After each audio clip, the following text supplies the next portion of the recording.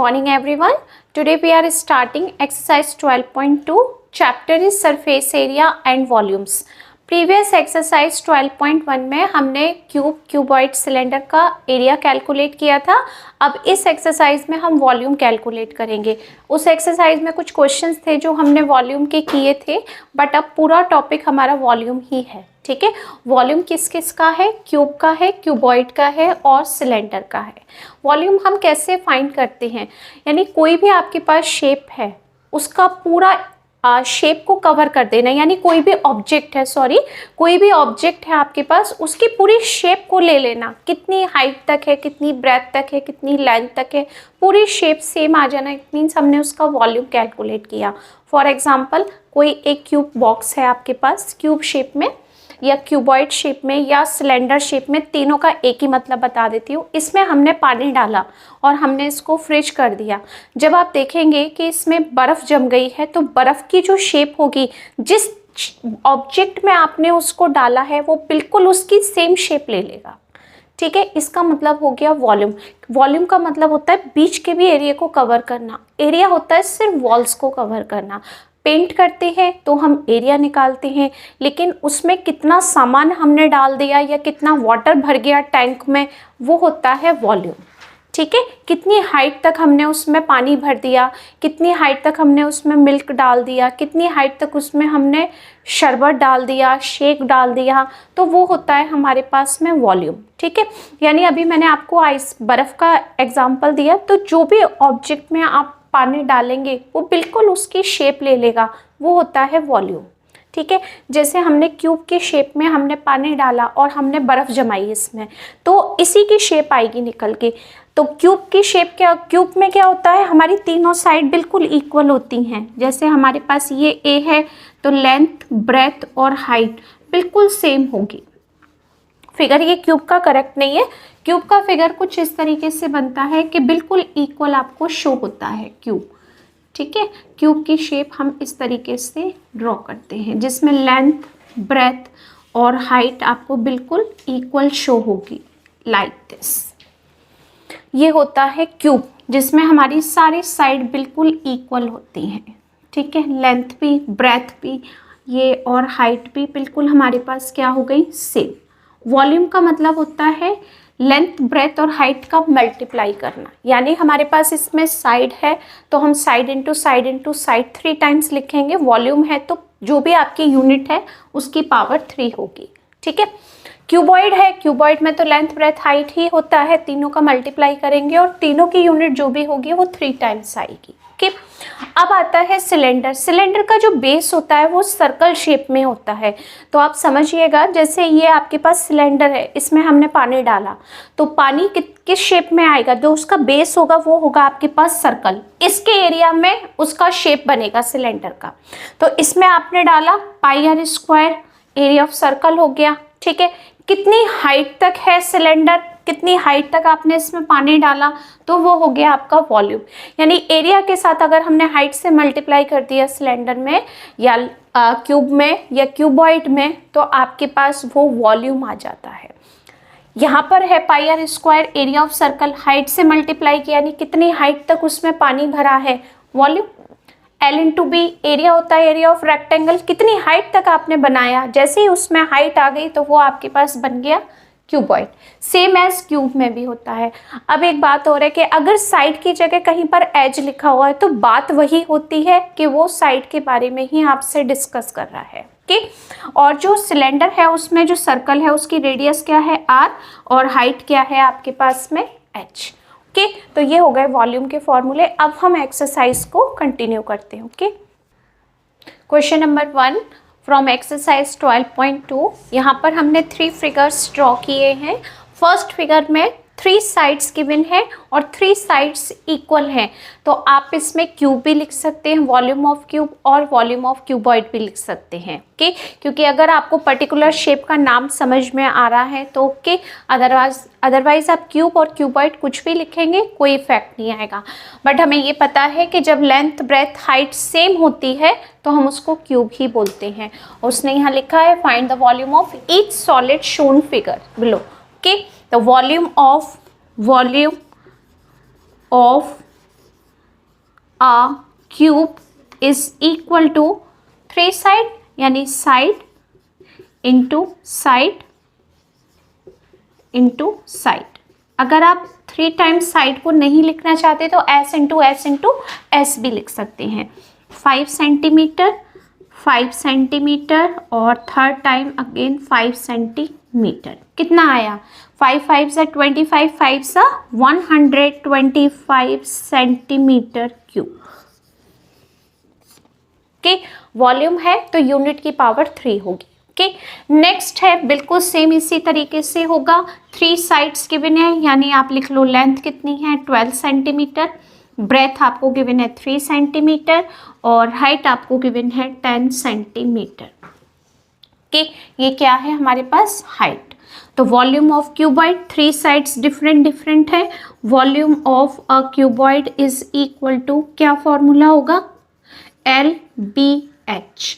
आप LBH भी लिख सकते हो और L into B into H भी लिख सकते हो, दोनों का मीनिंग एक ही है, बीच में मल्टीप्लाई ही होता है। ओके, L की value 12 centimetre, breadth value 3 centimetre और H वैल्यू 10 सेंटीमीटर।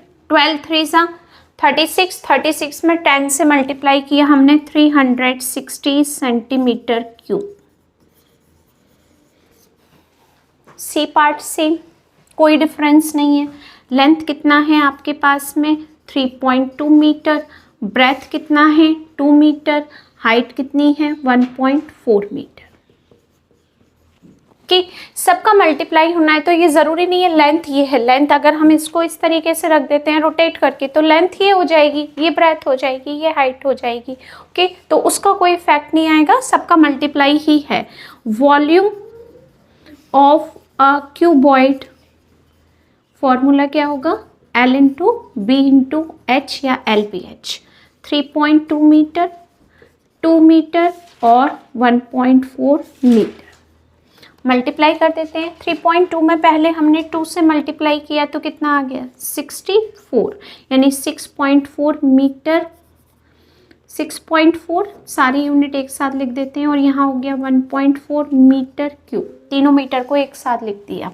अब 64 में हमने 14 से किया मल्टीप्लाई, 4 4 ज़ा 16 का 1, 4 6 ज़ा 24 और 1 25, 4 और 6 6 9 8, यानी आपके पास आ गया 894 मीटर क्यूब। डेसिमल 2 डिजिट के बाद है तो यहाँ पर भी डेसिमल 2 डिजिट के बाहर रख दिया, यानी 8.94 क्या हो गया? Metre cube. तो ये सारे क्यूब और क्यूबॉइड थे जिसका हमने वॉल्यूम कैलकुलेट कर दिया। Okay, next part D. अब ये जो शेप दी है आपको, सिलेंडर की शेप दी है। सिलेंडर कुछ इसी तरीके से बुक में ड्रॉ किया हुआ है। एक सिलेंडर उसने ये ड्रॉ किया है डी पार्ट में, जिसमें उसने सर्कल में यहाँ से यहाँ तक पूरा मेजरमेंट 8 सेंटीमीटर दिया है। इसका मतलब जब आपको पूरा मेजरमेंट दिया है तो वो डायामीटर की बात कर रहा है। तो यहाँ पर आपको सर्कल का डायामीटर दिया है डी, तो आपको पता है D is equal to 8 centimetre है। तो आर कितना होगा हमारा? डी में हमने 2 से डिवाइड करना है, यानी 8/2 कितना हो गया? R is equal to 4 centimetre. H कितनी दी है आपको? पूरी हाइट एच दी है उसने आपको 20 सेंटीमीटर। ठीक है, जब हम सिलेंडर की बात करते हैं तो पाई हमें ज़रूर मिलता है, या तो उसका कर्व्ड सरफेस एरिया हो, टोटल सरफेस एरिया हो या वॉल्यूम हो, तो हमें पाई ज़रूर मिलता है। पाई की 2 वैल्यू होती है, 22/7 और 3.14। यूनिट पाई की कोई भी नहीं होती है। ठीक है, तो आपको जो भी इजी लगता है, जो भी कैलकुलेशन में फिट हो जाता है या इजीली कैलकुलेट हो सकता है, तो आप वो वैल्यू यूज़ कर सकते हैं। ठीक है, अब जैसे यहाँ पर हमारे पास h की वैल्यू ये है और r की वैल्यू ये है, तो पाई की वैल्यू अगर 22/7 रखते हैं तो 7 से हमारे पास ये दोनों नंबर कैंसिल होना पॉसिबल नहीं है, तो आप 3.14 भी रख सकते हैं।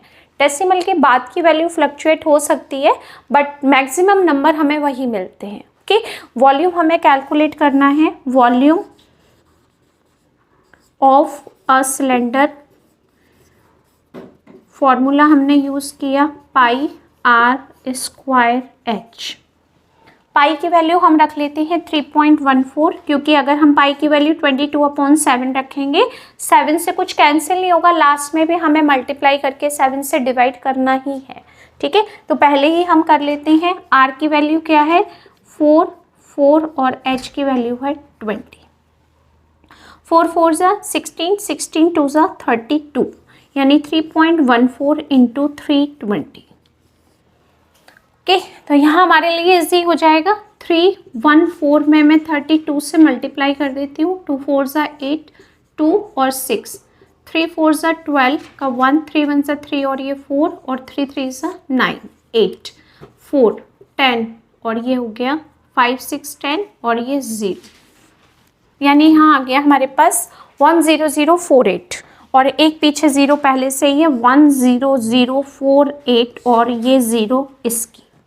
ठीक है, आपके पास कितने डिजिट हो गए यहाँ पर डेसिमल के 2, तो 2 डिजिट के बाद आपने यहाँ पर रखा है इसको, तो क्या आंसर आ गया 1004.8 मीटर क्यूब। सेंटीमीटर है तो आप इसको सेंटीमीटर क्यूब कर दीजिए।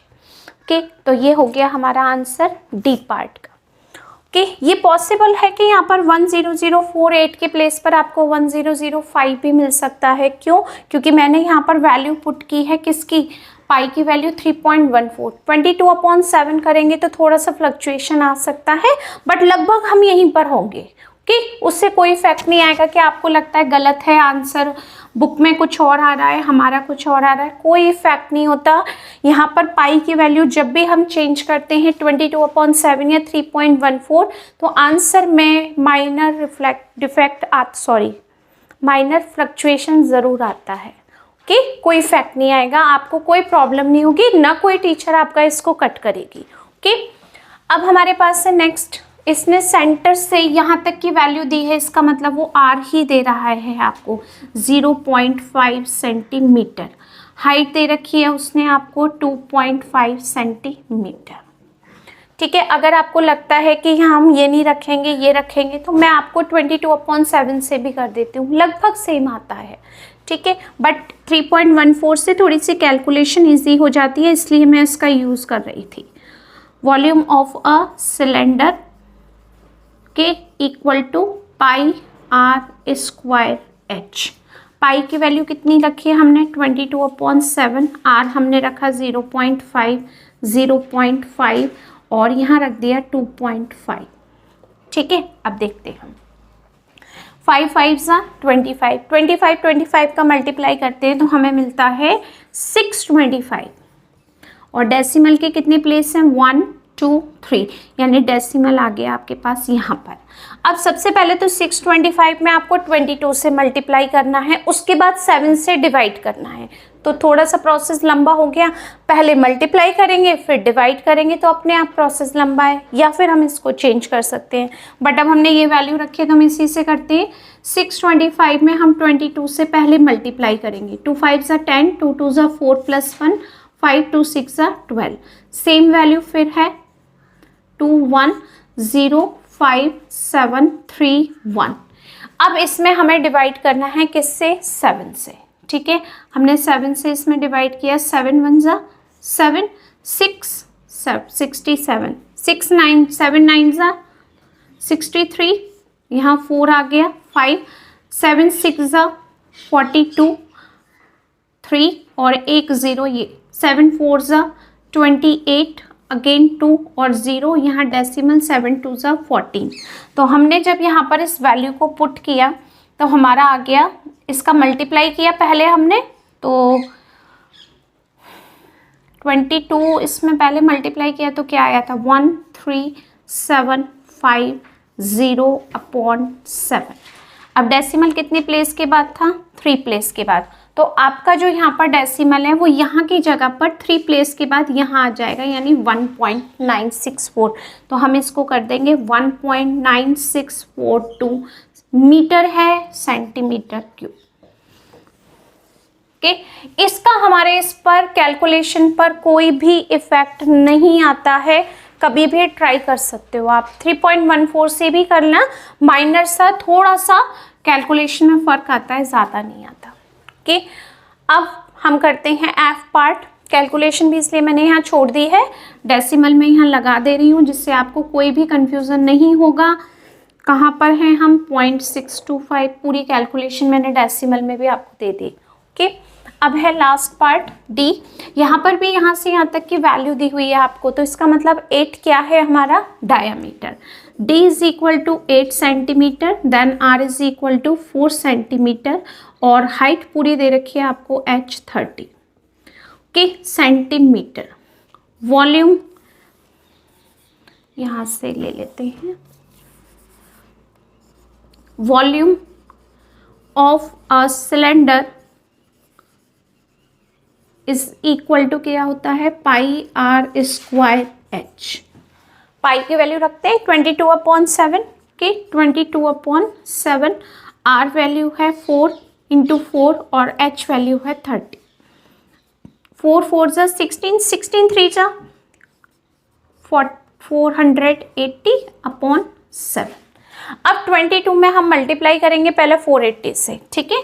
48 में हमने मल्टीप्लाई किया 22 से, 2 8 जा 16 का 1, 2 4 जा 8 9, अगेन 96 6 1056, ठीक है। यानी यहाँ आ गया 10560, एक जीरो तो 48 के साथ थी वो भी रखनी थी, अपॉन 7, ठीक है। अब 7 से हमने इसमें डिवाइड किया 10560, 7 1 जा 7 3 7 5 जा 35 पूरा ही हो गया।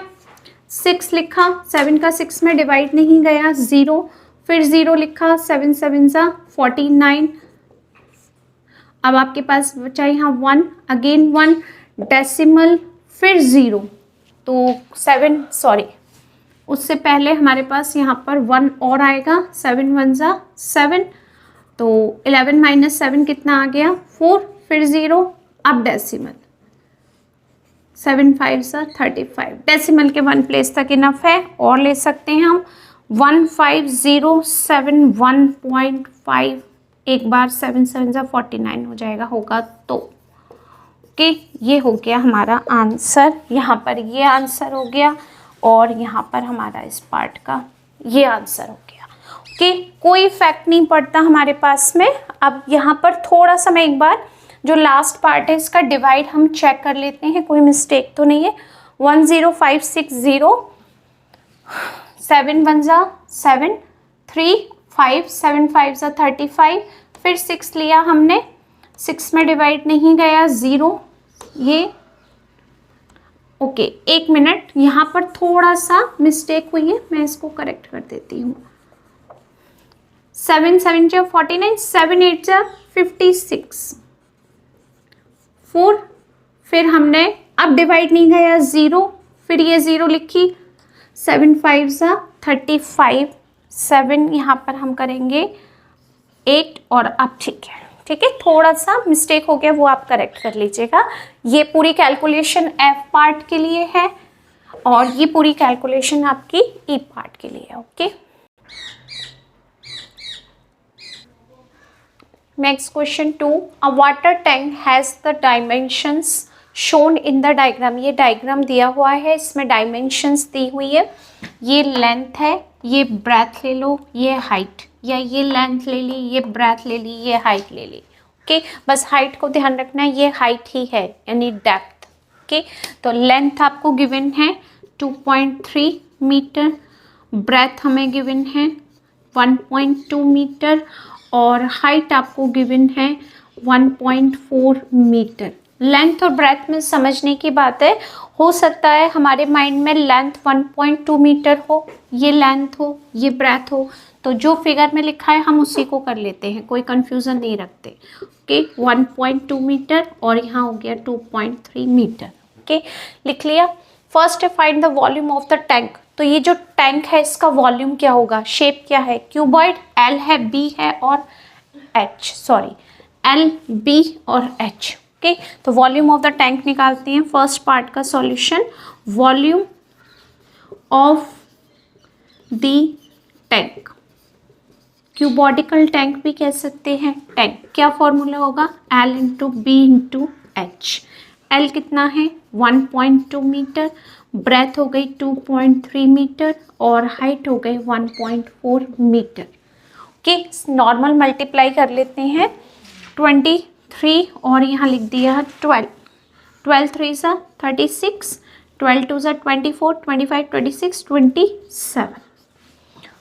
ओके, अब इसमें कर दिया 14 से मल्टीप्लाई, 4 6 सा 24, 2 4 7 सा 28 और 3 30, 4 2 सा 8 9 10 11, 6 7 2 4 6 8 3। हमारे पास आंसर आ गया 3864 मीटर क्यूब। 1 2 3 डेसिमल के 3 प्लेस हैं तो आंसर हो गया 3.864 मीटर क्यूब। यहाँ तक क्लियर है आपको? सिंपल था। अब हम लिखेंगे volume of the water of the depth. Okay, यानी आपसे उसने कहा है कि आपने अगर इसकी डेप्थ, टैंक में वाटर भरा है और उसकी डेप्थ कर दी आपने 1.2 मीटर, यानी हमने इसमें पानी फिल किया है और पानी हमने इतना किया है, बस ये सारा पानी है इसमें। अब जब पानी से भरा हुआ टैंक है, इतना पानी हमने इसमें भर दिया, पूरे में भर दिया, ऊपर तक नहीं भरा, 1.2 मीटर हाइट तक हमने भरा है पानी। तो पानी भरने के बाद उस टैंक का जो वॉल्यूम होगा वो क्या होगा, ये हमने पानी भर दिया इतना, ठीक है। तो उसमें अब जो आपको वॉल्यूम बताना है वो क्या होगा, तो अब हम यहाँ पर लिख सकते हैं volume of the water, volume of the water, यहाँ पे लिखा है volume of the water to the depth of 1.2 metre. यानी अब हमारी जो डेप्थ है, जो हाइट है, वो 1.4 के प्लेस पर क्या हो जाएगी 1.2, क्योंकि अब हमने जितना पानी भरा है हमें सिर्फ उतनी ही हाइट तक वॉल्यूम कैलकुलेट करना है। तो लेंथ वही है, ब्रेथ वही है, हाइट चेंज हो गई। फॉर्मूले में ही रख देते हैं, L into B into H क्या आ गया 1.2 मीटर, 2.3 मीटर और अगेन 1.2 मीटर, ठीक है। 12 इंटू 23 का हमने पहले ही किया हुआ था 276, इसमें फिर से हमने 12 से मल्टीप्लाई कर दिया, 12 6 72, 12 7 84, 84 में 7 प्लस किया 91, 12 2 24 और 9 कितना हो गया 33, डेसिमल के 3 प्लेस, यानी आंसर आ गया 3.312 मीटर क्यूब। ये हो गया आंसर ए पार्ट का, ये हो गया आंसर बी, ये ए है, ये बी है। ओके।